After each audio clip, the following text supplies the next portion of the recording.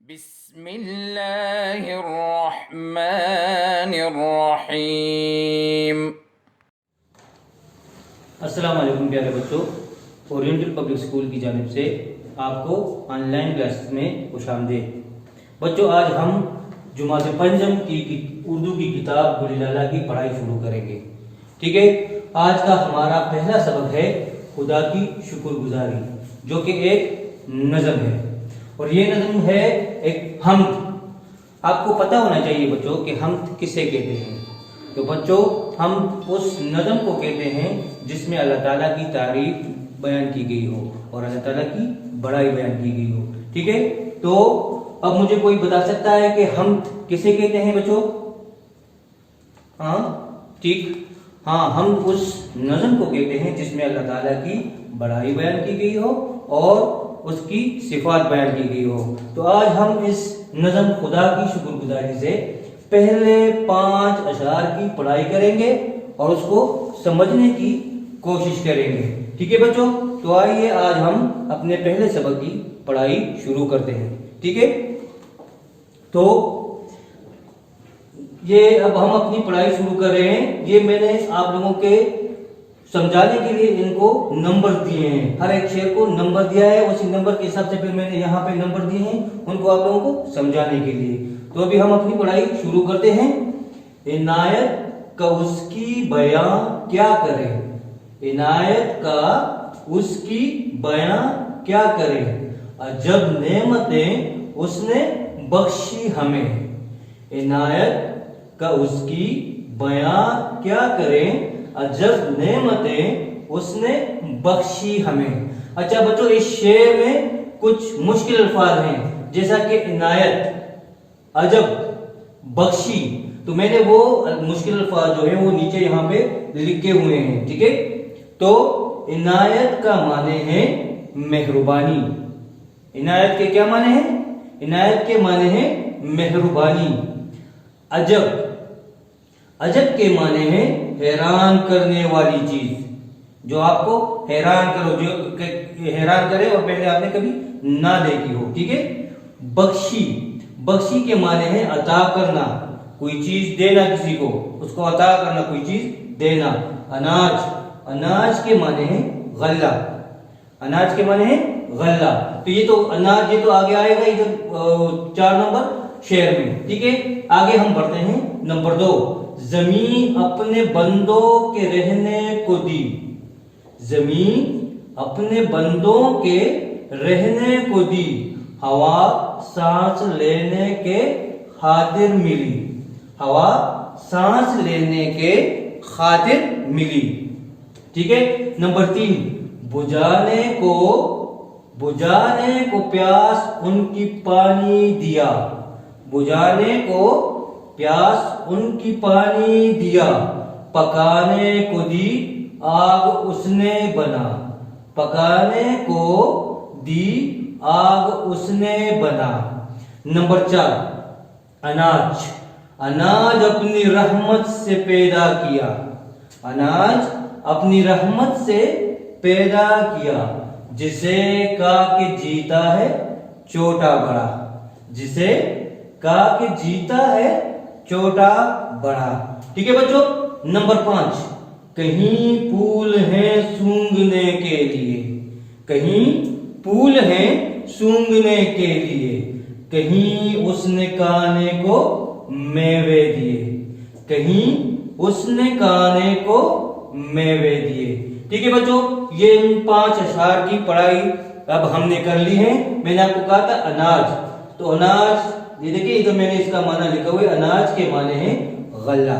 ٹھیک ہے بچوں، اب ان اشعار کی نمبر وائز میں نے یہاں پہ تھوڑی سی شارٹ سی تشریح لکھی ہے کہ مطلب اس میں ان اشعار میں کن کن چیزوں کا ذکر کیا گیا ہے۔ تو یہاں سے ہم نمبر وائز پہلے نمبر، دوسرے، تیسرے جو بھی ہے ان کو نمبر وائز آپ کو سمجھانے کی کوشش کریں گے۔ پہلا شعر، عنایت کا اس کی بیاں کیا کرے، عجب نعمتیں اس نے بخشی ہمیں۔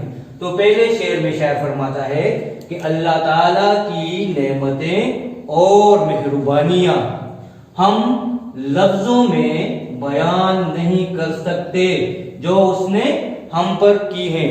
मतलब कि शायर फरमाता है कि जो अल्लाह ताला की नेमतें हैं उनको हम लफ्जों में बयान नहीं कर सकते, क्योंकि अल्लाह ताला ने हम पर बेशुमार नेमतें की हैं। ठीक है, ये इस शेर का नसर है। सादा अल्फाज में इस शेर को मैंने आप लोगों के लिए लिखा है, यहाँ पे आप लोगों को बयान कर रहा हूं कि ये इसकी सादा फॉर्म है।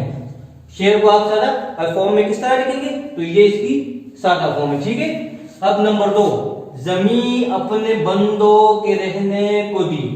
ज़मीं अपने बंदों को रहने को दी, हवा सांस लेने की खातिर मिली। हवा सांस लेने के खातिर मिली। यहाँ पे दूसरे शेर से शायर ने उन इनामात को बयान करना शुरू कर दिया है। अब दूसरे शेर में शायर ने किन इनामात का जिक्र किया है? दूसरे शेर में शायर ने अल्लाह ताला की नेमतों में से जमीन और हवा का जिक्र किया है। तो सबसे पहले इंसान के रहने के लिए और उसके वजूद के लिए जमीन जरूरी है, और दूसरे नंबर पर उसको सांस लेने के लिए और जिंदा रहने के लिए हवा की जरूरत होती है। तो सबसे पहले उसने जमीन और हवा का जिक्र किया है। ठीक है बच्चों, नंबर 3 शेर, बुझाने को प्यास उनकी पानी दिया। बुझाने को प्यास उनकी पानी दिया, पकाने को दी आग उसने बना। यहाँ पे तीसरे शेर में शायर ने पानी और आग का जिक्र किया है और उनकी खास अहमियत बयान की है। उनकी खास अहमियत बयान की है। ठीक है, तो इसमें पानी अगर आप देखें तो हम पानी पिए बगैर नहीं रह सकते, पौधे पानी के बगैर नहीं रह सकते। मतलब दुनिया की हर चीज पानी से बनी है और पानी के बगैर वो आगे नहीं बढ़ सकती। ठीक है, और इस तरह आग भी कई चीजों के लिए जरूरी है। मतलब इंसान अगर कोई चीज पकाने के लिए कहता है, वो किस चीज को इस्तेमाल करता है? आग को इस्तेमाल करता है। किस चीज को? आग को इस्तेमाल करता है। ठीक है, नंबर 4, अनाज अपनी रहमत से पैदा किया। अनाज अपनी रहमत से पैदा किया, जिसे कहा कि जीता है छोटा बड़ा। अच्छा, चौथे नंबर शेर में अनाज यानी गल्ले और उसके फायदे की बात की है। अनाज मतलब गल्ला जो हम खाते हैं, जिस तरह गंदम, मकई वगैरह ये चीजें हो गई। ठीक है, तो इसको पीस के और उसका आटा बना के हम खाते हैं ना, तो ये अनाज जो है अल्लाह ताला ने पैदा की, और इसका फायदा ये है कि इसको हम खा के अब हमारे वजूद नशोनुमा पाता है। ठीक है, और हम आगे बढ़ते हैं और बड़े होते हैं। ठीक है, कहीं नंबर 5, कहीं फूल है सूंघने के लिए। कहीं फूल है सूंघने के लिए, कहीं उसने खाने को मेवे दिए। अच्छा, 5 नंबर शेर में शायर फूलों के बारे में और मेवों के बारे में बात कर रहे हैं कि फूल सूंघने के लिए हैं, वो अच्छी अच्छी खुशबुएं छोड़ते हैं और जो हमारे माहौल को मुअत्तर करते हैं। ठीक है, अगर एक जगह पर बदबू भी हो तो फूलों की वजह से वो खुशबू में तब्दील हो जाती है। और मेवे तो आप लोगों को पता है कि लजीज मेवे हम अपनी सेहत अच्छी रखने के लिए खाते हैं। ठीक है, तो मेवे हमारे सेहत के लिए बहुत जरूरी है, जिसको हमारी सेहत को ताकत देते हैं और कुव्वत देते हैं। तो 5वें शेर में फूलों और मेवों का जिक्र शायर ने किया है। यहाँ पर मैंने आप लोगों के सामने कुछ मुश्किल अल्फाज और माने लिखे हैं जो मैंने पहले आपको बता दिए थे कि इनायत के माने हैं मेहरबानी। इनायत के माने हैं मेहरबानी।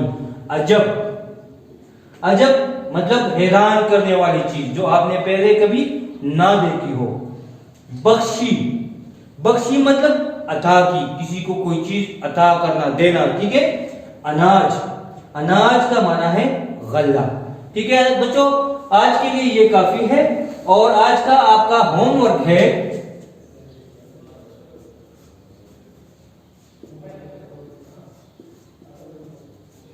आज का आप लोगों का होमवर्क है कि आप इन 5 अशआर की नसर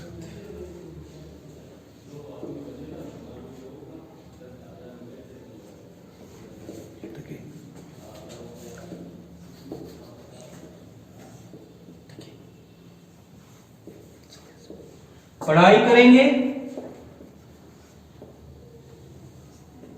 اور رف کاپی میں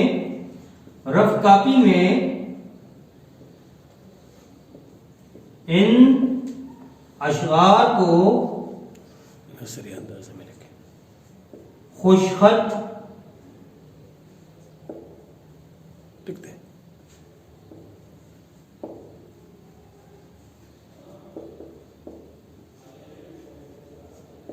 لکھنے کی مشق کریں گے اور الفاظ معنوں کو یاد کریں گے.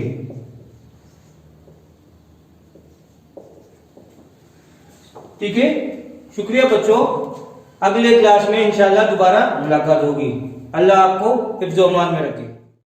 اللهم انفعنا بما علمتنا وعلمنا ما ينفعنا وزدنا علما.